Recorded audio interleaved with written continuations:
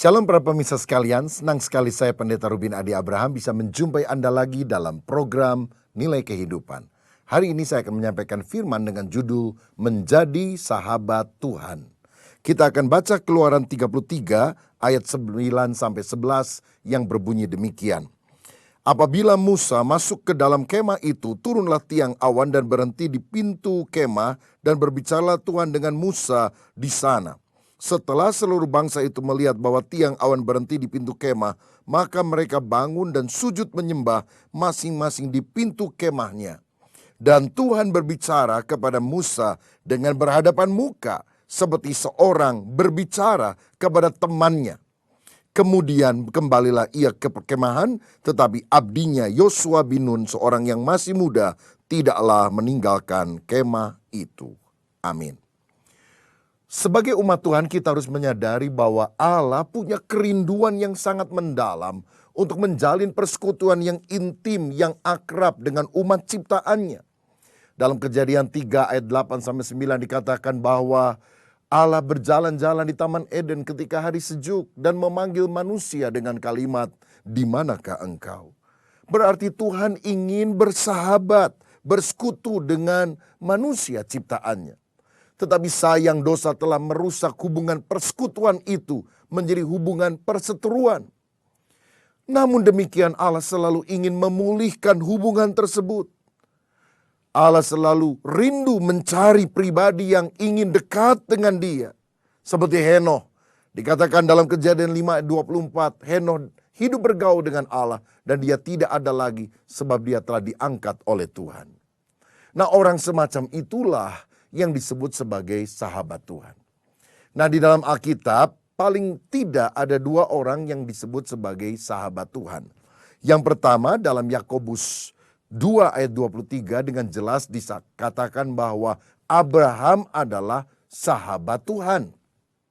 Dan yang kedua dalam Keluaran 33 ayat 11 yang kita baca tadi, disebut Musa adalah orang yang berbicara berhadapan muka seperti seorang yang berbicara kepada temannya. Berarti Abraham sahabat Tuhan, Musa adalah temannya Tuhan. Betapa luar biasanya orang yang memperoleh predikat menjadi sahabat Tuhan. I am a friend of God. I am a friend of God. I am a friend of God. He calls me friend. Saya temannya Tuhan. Dia memanggil saya sebagai sahabat. Apakah saudara mau menjadi sahabatnya Tuhan? Tentu. Tapi masalahnya bukan kita yang memilih Tuhan untuk menjadi sahabat kita atau tidak. Tapi Tuhanlah yang menetapkan apakah Dia mau tidak menjadi sahabat kita. Saudara, misalnya banyak orang ingin menjadi sahabatnya presiden. Banyak orang ingin menjadi sahabatnya gubernur. Tapi masalahnya apakah gubernur atau presiden mau bersahabat dengan saudara atau tidak. Begitu juga Tuhan. Kita sih mau jadi temannya Tuhan Sang Pencipta langit dan bumi. Masalahnya mau tidak Tuhan memilih kita untuk menjadi temannya. Tetapi bersyukur dalam Mazmur 65 ayat yang kelima, firman Tuhan berkata demikian.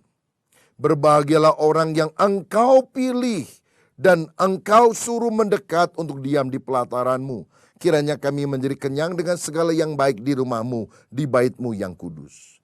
Engkaulah Tuhan yang memilih, yang menetapkan kami untuk menjadi sahabatmu. Bahkan engkau yang telah menarik kami untuk hidup dekat dengan engkau. Pertanyaannya, apakah saya dan saudara dipilih untuk menjadi sahabat Tuhan? Kabar sukacitanya adalah siapa yang ada di dalam Kristus, siapa yang beriman kepada Tuhan Yesus, dia dipilih menjadi sahabat Tuhan. Karena dalam 1 Petrus 2 ayat 9 dikatakan, tetapi kamulah bangsa yang terpilih, imamat yang rajani, bangsa yang kudus, umat kepunyaan Allah sendiri. Tuhan telah memilih kita menjadi umat kesayangannya, bangsa pilihannya. Oh, betapa sukacitanya saya dan saudara dipilih untuk menjadi sahabatnya Tuhan.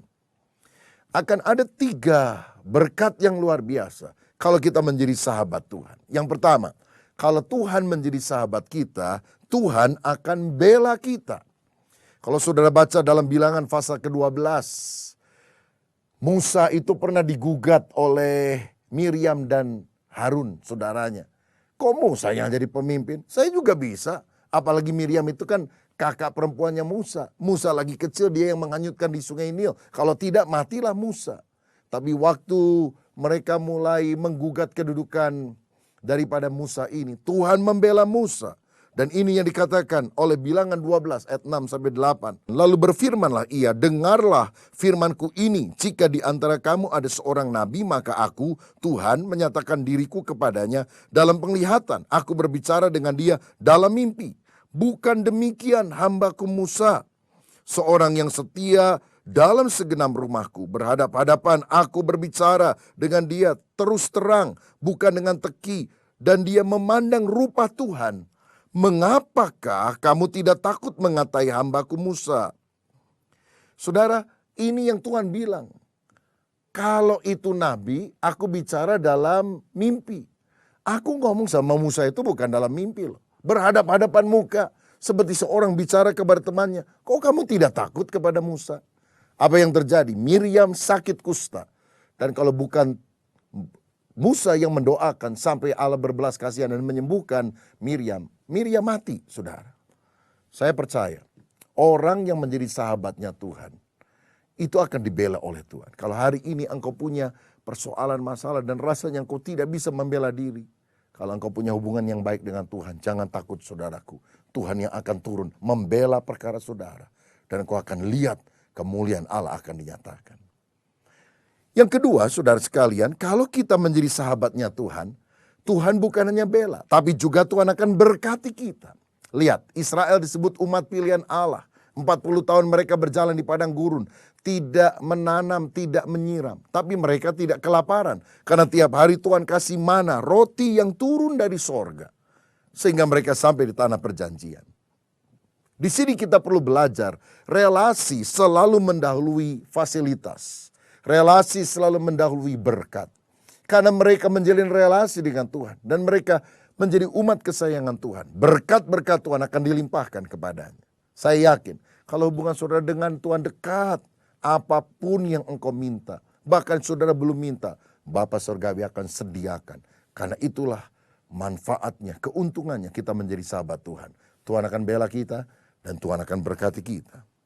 Tetapi yang ketiga yang lebih dahsyat juga, bila Tuhan menjadi sahabat kita, maka Tuhan akan memberitahukan isi hatinya kepada kita. Tuhan bela, Tuhan berkati, Tuhan beritahu isi hati. Yohanes 15 ayat 15 berkata demikian. Yohanes 15 ayat yang ke-15. Aku tidak menyebut kamu lagi hamba, sebab hamba tidak tahu apa yang diperbuat oleh tuannya. Tetapi aku menyebut kamu sahabat, karena aku telah memberitahukan kepada kamu segala sesuatu yang telah aku dengar dari Bapakku. Tuhan beritahukan isi hatinya kepada kita. Sebelum dia melakukan sesuatu di dunia ini, dia sudah ngomong kepada sahabatnya. Seperti sebelum Allah menghukum Sodom dan Gomora, dia mampir ke kemah Abraham. Dan dia ceritakan rencananya kepada Abraham. Sampai Abraham berdoa dan meminta, Tuhan jangan binasakan Sodom dan Gomora. Bagaimana kalau ada 50 orang benar? Kalau ada 45, 40, 30, 20, 10. Tuhan bilang kalau 10 orang benar ada di sana, aku tidak akan binasakan. Sampai terakhir Abraham harus berkata, jika demikian, tolonglah saudaraku Lot, dia keponakanku tinggal di sana. Keluarkan dia dari Sodom dan Gomora sebelum engkau memurkai kota itu. Seorang sahabat bisa berdialog, berbincang-bincang. Oh, luar biasa. Saya pernah mendengar kisah seorang hamba Tuhan muda dari Ethiopia yang sekarang ini diurapi Tuhan luar biasa. Dia sudah mendoakan puluhan orang yang sakit AIDS sembuh. Dan itu dibuktikan karena dalam hasil pemeriksaan di laboratorium mereka positif terjangkiti virus HIV. Setelah didoakan tumpang tangan, disuruh periksa lagi dan ternyata dinyatakan negatif. Tidak ada virus HIV di sana. Luar biasa. Dan salah satu karunia yang Tuhan berikan adalah karunia marifat, karunia pengetahuan. Saya pernah mendengar satu kali dia diundang khotbah di sebuah gereja di Afrika. Dan setelah khotbah dia berkata, saya mendengar suara Tuhan bahwa ada 50 orang di tempat ini yang perlu saya doakan dan Tuhan akan memberi dia anak. Maju kira-kira 60 orang wanita. Dan dia bilang, Terlalu banyak. Tuhan bilang hanya 50. Siapa yang sudah pernah bercerai, silakan mundur. Beberapa orang mundur. Siapa yang ingin punya anak, tapi belum menikah secara resmi, mundur juga. Beberapa orang mundur juga. Rupanya nekat juga ini, ada orang kok belum nikah resmi maju karena ingin punya anak. Akhirnya tersisa 50. Dan dia kemudian mulai sebutkan 25 nama tanpa catatan, dan dia tidak kenal orang-orang itu. Disebut nama satu persatu. 1, 2, 3, 4, 5. 25 orang ini pindah di sebelah kanan, dan yang sisanya ada di sebelah kirinya. Saudara, dan dia bilang, yang sebelah kiri saya atau sebelah kanan ini, anakmu nanti yang akan dilahirkan laki-laki. Dan yang sebelah kanan ini, yang lahir itu akan perempuan. Dan tahun depannya persis tergenapi. Dan orang berkata, kok bisa tahu ya? Nah, melalui pengalaman itu banyak orang mulai lebih peka terhadap kehadiran Allah dan mulai mencari wajah Tuhan. Saudara, Tuhan bisa memberitahukan isi hatinya supaya iman orang-orang lain juga dikuatkan. Jika demikian, karena Tuhan akan menjadi pembela, memberkati, dan dia juga akan memberitahu isi hati, mari kita menjadi sahabat Tuhan. Namun kita perlu tahu, seorang sahabat Tuhan itu punya ciri-ciri yang jelas. Apa cirinya? Yang pertama, seorang sahabat Tuhan adalah orang yang suka dekat pribadinya, lebih daripada menginginkan berkatnya. Pribadi Tuhan lebih penting daripada berkatnya. Saudara, dalam Keluaran 33 ayat 1-3 dikisahkan, Tuhan pernah ngomong kepada Musa, sudahlah kamu pergi menuju tanah perjanjian, aku tidak akan memimpin kamu, sebab kalau aku marah, aku akan tumpas bangsa ini. Aku akan kirimkan seorang malaikat untuk menjaga kamu dan menjaga bangsa ini. Tapi apa kata Musa? Tuhan, jika engkau tidak berjalan di depan kami, jangan suruh kami berangkat. Dengan apakah seluruh bangsa lain bahwa kami ini umat perjanjian yang dibedakan dari mereka? Bukankah jika Tuhan yang memimpin kami dan bukan hanya malaikatmu? Dan akhirnya hati Tuhan lunak. Dan kemudian dia berkata, aku akan memimpin bangsa Israel. Saudara-saudara, inilah seorang sahabat Tuhan. Lebih ingin pribadinya daripada berkatnya. Walaupun kalau malaikat yang menjaga, seluruh musuh akan dikalahkan. Makanan Tuhan akan sediakan. Dan apapun yang mereka perlukan secara jasmaniah pasti akan tercukupi. Tapi Musa berkata, kehadiranmu lebih penting dari seluruh berkat-berkatmu. Aku merindukan kehadiranmu Tuhan. Aku lebih ingin Tuhan berjalan dengan kami daripada semua berkat yang Engkau tawarkan. Saudara-saudara, jika demikian kita juga harus punya sikap semacam ini. Kita merindukan Tuhan selalu berjalan di depan kehidupan kita dan memberikan kemenangan. Tetapi ternyata sikap yang dimiliki oleh Musa untuk hidup selalu dekat dengan Tuhan, disertai oleh Tuhan, ini berbeda dengan sikap orang Israel. Kalau saudara perhatikan dalam Keluaran 19 ayat 10 dan 11, firman Allah berkata, berfirmanlah Tuhan kepada Musa, pergilah kepada bangsa itu, suruhlah mereka menguduskan diri pada hari ini dan besok. Dan mereka harus mencuci pakaiannya. Menjelang hari ketiga mereka harus bersiap, sebab pada hari ketiga Tuhan akan turun di depan mata seluruh bangsa itu di Gunung Sinai.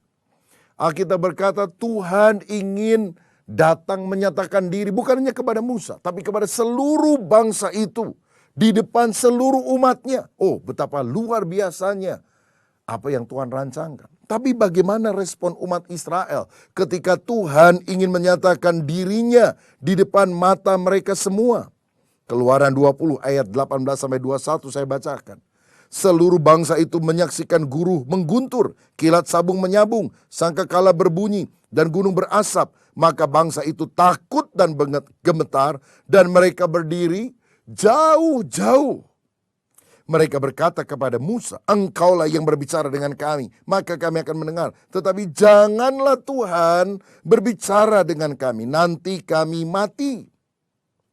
Tetapi Musa berkata kepada bangsa itu, janganlah takut, sebab Allah telah datang dengan maksud untuk mencoba kamu, dan dengan maksud supaya takut akan Dia ada padamu, agar kamu jangan berbuat dosa.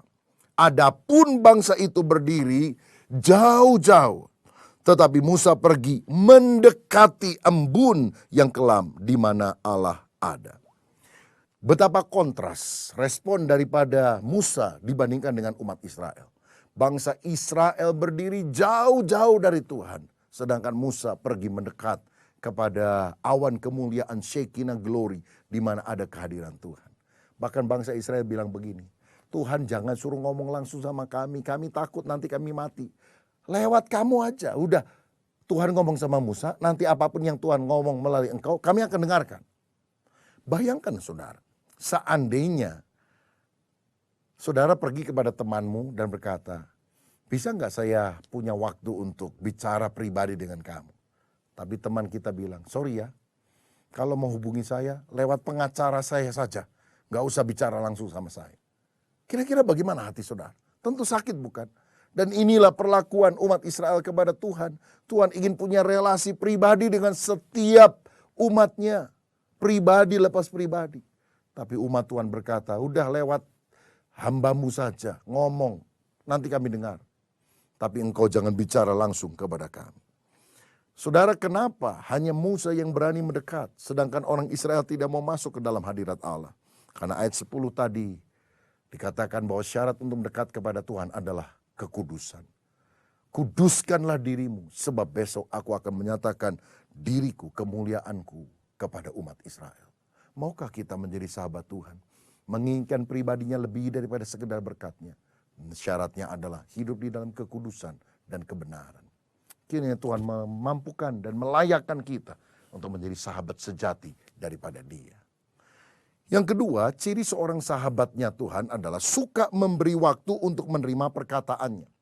Saudara tahu, Musa meluangkan waktu 40 hari untuk naik ke atas Gunung Sinai.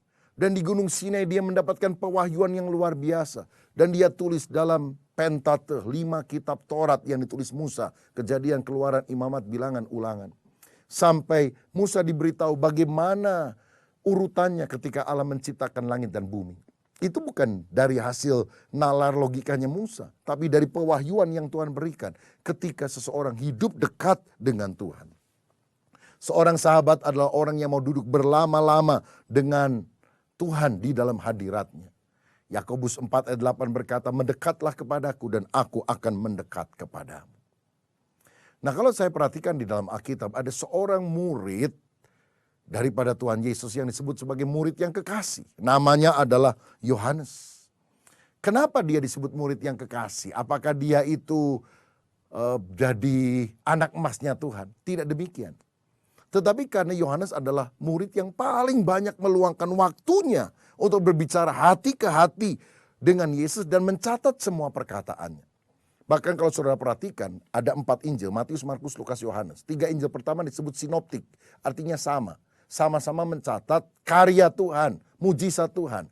Hanya Yohanes yang tidak dimasukkan sinoptik. Karena dia mencatat bukan karya Tuhan yang paling banyak, tapi dia mencatat perkataan Tuhan. Perkataan Yesus kepada wanita Samaria hanya dicatat oleh Yohanes. Perkataan Yesus kepada Nikodemus tentang kelahiran baru hanya dicatat oleh Yohanes. Kenapa banyak perkataan Yesus dicatat oleh Yohanes, bukan oleh murid yang lain? Karena Yohanes adalah orang yang meluangkan begitu banyak waktu untuk bersekutu dengan Tuhan, mendengar pembicaraannya, dan mencatat di dalam kitabnya. Kalau boleh saya bandingkan, ini juga kita bisa jumpai dalam hidup seorang yang bernama Maria. Maria melayani Yesus, Marta juga melayani. Tapi bedanya, Maria duduk di bawah kaki Yesus, mendengarkan perkataannya. Sedangkan Marta sibuk untuk memasak dan mengerjakan apapun bagi Tuhan. Kalau saudara baca kisahnya dalam Lukas 10, saudara akan tahu perbedaan itu. Apalagi di dalam terjemahan New King James Version, ada satu pemahaman yang unik yang kita bisa dapatkan. Dikatakan demikian, and she had a sister called Mary, who also sat at Jesus' feet and heard his word. Artinya, Marta itu punya seorang saudara yang namanya Maria, yang juga ikut duduk di bawah kaki Yesus dan mendengar perkataannya. Jadi, berarti yang pertama kali dengar, duduk, mendengar perkataan Yesus itu bukan Maria loh, Marta. Marta punya saudara yang juga ikut duduk. Ikut duduk kan berarti duduknya belakangan. Tapi Marta itu lebih banyak duduk di bawah kaki Tuhan, meluangkan waktu dan hatinya untuk mendengar perkataan Yesus. Dan itu sebabnya Yesus berkata, Marta, Marta, engkau sibuk dengan banyak hal, padahal Maria telah melakukan bagian yang terbaik baginya. Ada satu kalimat yang menarik dalam Pengkhotbah 8 ayat 2 dan 3 yang berbunyi demikian. Patuhilah perintah raja, jangan tergesa-gesa pergi dari hadapannya. Siapakah raja kita? Tentu Yesus Kristus. Jangan tergesa-gesa pergi dari hadiratnya. Jangan tergesa-gesa berangkat dari hadapannya. Artinya kita harus selalu memiliki hati yang rindu untuk bersekutu dengan Tuhan dan menerima perkataannya. Saya berharap supaya itu juga menjadi warna kehidupan saya dan saudara, sehingga kita disebut sahabat Tuhan. Yang ketiga, yang terakhir, seorang sahabat Tuhan adalah orang yang suka memuji, menyembah, dan berdoa. Tahukah saudara bahwa Musa bukan hanya pemimpin Israel yang besar yang membawa umat ini keluar dari Mesir menuju tanah Kanaan, tanah perjanjian. Tapi dia juga adalah seorang pencipta lagu. Dalam Keluaran 15, di sana dicatat nyanyian Musa yang ditulis setelah Tuhan melepaskan dia dari kejaran Firaun dan orang-orang Mesir yang semua terbenam di Laut Merah. Dan di dalam Wahyu 15 ayat 3 dan 4, di sana dikatakan nyanyian Musa ini akan kita nyanyikan lagi di sorga. Oh, betapa luar biasanya. Saudara, sekarang ada banyak pencipta lagu. Bagus-bagus kita nyanyikan di gereja. Tapi apakah lagu mereka akan dinyanyikan di sorga? Saya tidak tahu. Tapi yang jelas, lagu yang dikarang oleh Musa itu akan dinyanyikan di sorga. Kok bisa begitu? Karena Musa adalah sahabat Tuhan. Dia ngerti betul hati Tuhan. Jadi waktu dia nulis lagu, Tuhan disenangkan. Dan Tuhan bilang kepada malaikat, catat, lagu ini harus diajarkan dan dikumandangkan di sorga. Karena apa yang dia tulis oleh Musa ini sungguh-sungguh menghormati aku. Saudara, kalau engkau ingin menjadi sahabat Tuhan, banyak memuji Tuhan, banyak bersyukur kepada Tuhan, banyak memuliakan Tuhan dengan lagu-lagu rohani yang indah yang keluar dari hatimu. Musa juga adalah seorang yang gemar berdoa. Doanya dicatat antara lain dalam Mazmur 90. Dan saudara ingat kalimat yang diucapkan antara lain, umur hidup kami 70 tahun, jika kami kuat 80. Lebih daripada itu, sakit dan akhirnya matinya buru-buru. Ajarlah kami menghitung hari-hari kami sedemikian, supaya kami beroleh hati yang bijaksana. Itu yang nulis bukan Daud loh saudara. Mazmur 90, saudara cek, yang nulisnya adalah Musa. Berarti Musa adalah orang yang suka memuji, menyembah, dan berdoa. Ini mirip dengan Daud. Daud juga dikatakan oleh Alkitab Mazmur 119 ayat 164. 7 kali dalam sehari aku memuji-muji engkau. Orang yang suka memuji-muji Tuhan itu menjadi sahabat Tuhan. Karena dia hidup dekat dengan Tuhan. Bahkan kerinduan Daud, saudara tahu, Mazmur 27 ayat 4, satu telah ku minta kepada Tuhan, itulah yang kuingini, diam di rumah Tuhan seumur hidupku, menyaksikan kemurahannya, menikmati baitnya. Daud tidak minta kekayaan yang luar biasa, Daud tidak minta tahtanya dikokohkan, dia minta, aku hanya ingin hidup dekat dengan Tuhan. Tidak heran Daud disebut sebagai orang yang hatinya berkenan kepada Tuhan, karena dia adalah sahabat Tuhan yang sejati. Saudara, maukah kita menjadi sahabat Tuhan? Mari hari ini kita berkata, Tuhan pilihlah aku menjadi sahabatmu. Karena aku tahu sebagai sahabat Tuhan, engkau akan bela, engkau akan berkati, engkau akan beritahu isi hati. Dan sebagai seorang sahabat, saya harus lebih mencintai pribadimu lebih daripada berkatmu. Sebagai seorang sahabat, saya harus memberi waktu yang banyak untuk menerima perkataan-perkataanmu. Dan sebagai seorang sahabat, saya harus hidup dalam doa, pujian, dan penyembahan. Layakkan aku menjadi sahabatmu, agar aku akan bersama dengan engkau dalam kekekalan sampai seterusnya. Tuhan memberkati.